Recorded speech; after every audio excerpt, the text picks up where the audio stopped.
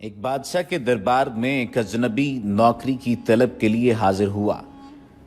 قابلیت پوچھی گئی تو اس نے کہا سیاسی ہوں۔ عربی میں سیاسی افہام و تفہیم سے مسئلہ حل کرنے والے معاملہ فہم کو کہتے ہیں۔ بادشاہ کے پاس سیاستدانوں کی بھرمار تھی۔ اسے خاص گھوڑوں کے استبل کا انچارج بنا لیا جو حال ہی میں فوت ہو چکا تھا۔ چند دن بعد بادشاہ نے اس سے اپنے سب سے مہنگے اور عزیز گھوڑے کے متعلق دریافت کیا۔ اس نے کہا نسلی نہیں ہے۔ بادشاہ کو تعجب ہوا۔ اس نے جنگل سے سائز کو بلا کر دریافت کیا۔ اس نے بتایا گھوڑا نسلی ہے لیکن اس کی پیدائش پر اس کی ماں مر گئی تھی۔ یہ ایک گائے کا دودھ پی کر اس کے ساتھ پلا ہے۔ مسئول کو بلایا گیا اور اس سے پوچھا گیا کہ تم کو کیسے پتا چلا اصیل نہیں ہے؟ اس نے کہا جب یہ گھاس کھاتا ہے تو گایوں کی طرح سر نیچے کر کے، جبکہ نسلی گھوڑا گھاس منہ میں لے کر سر اٹھا لیتا ہے۔ بادشاہ اس کی فراست سے بہت متاثر ہوا۔ مسئول کے گھر اناج، گھی، بھنے دمبے اور پرندوں کا اعلیٰ گوشت بطور انعام بھجوایا۔ اس کے ساتھ ساتھ اسے ملکہ کے محل میں تعینات کر دیا۔ چند دنوں بعد بادشاہ نے مصاحب سے بیگم کے بارے میں رائے مانگی۔ اس نے کہا طور و اطوار تو ملکہ جیسے ہیں لیکن شہزادی نہیں ہے۔ بادشاہ کے پیروں تلے سے زمین نکل گئی۔ حواس بحال کیے، ساس کو بلاوا بھیجا، معاملہ اس کے گوش گزار کیا۔ اس نے کہا حقیقت یہ ہے تمہارے باپ نے میرے خاوند سے ہماری بیٹی کی پیدائش پر ہی رشتہ مانگ لیا تھا، لیکن ہماری بیٹی 6 ماہ میں فوت ہو گئی۔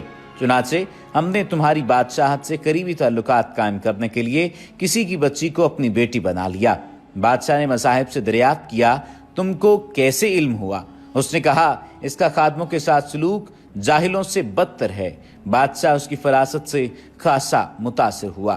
بہت سا اناج، بھیڑ بکریاں بطور انعام دیں، ساتھ ہی اسے اپنے دربار میں متعین کر دیا۔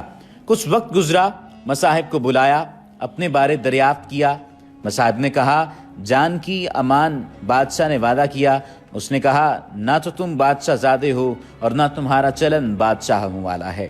بادشاہ کو تاؤ آیا مگر جان کی امان دے چکا تھا۔ سیدھا والدہ کے محل پہنچا۔ والدہ نے کہا یہ سچ ہے، تم ایک چرواہے کے بیٹے ہو، ہماری اولاد نہیں تھی تو تمہیں لے کر پالا۔ بادشاہ نے مصاحب کو بلایا، پوچھا بتا تجھے کیسے علم ہوا؟ اس نے کہا بادشاہ جب کسی کو انعام و اکرام دیا کرتے ہیں تو ہیرے موتی جواہرات کی شکل میں دیتے ہیں، لیکن آپ بھیڑ بکریاں، کھانے پینے کی چیزیں عنایت کرتے ہیں۔ یہ اسلوب بادشاہ زادے کا نہیں، کسی چرواہے کے بیٹے کا ہی ہو سکتا ہے۔ عادتیں نسلوں کا پتہ دیتی ہیں۔ عادات، اخلاق اور طرز عمل خون اور نسل دونوں کی پہچان کرا دیتے ہیں۔ اسی وجہ سے کوشش کیجئے کہ ایسے عادات اور اخلاق اپنائیے جن سے معلوم ہو سکے کہ واقعتاً آپ خاندانی ہیں اور آپ کی رگوں میں بہنے والا خون آپ کے کردار کی نشاندہی کرتے ہوئے واقعتاً اعلیٰ و عرفہ کہلانے کا حقدار ٹھہرے۔ وما علینا الا البلاغ المبین۔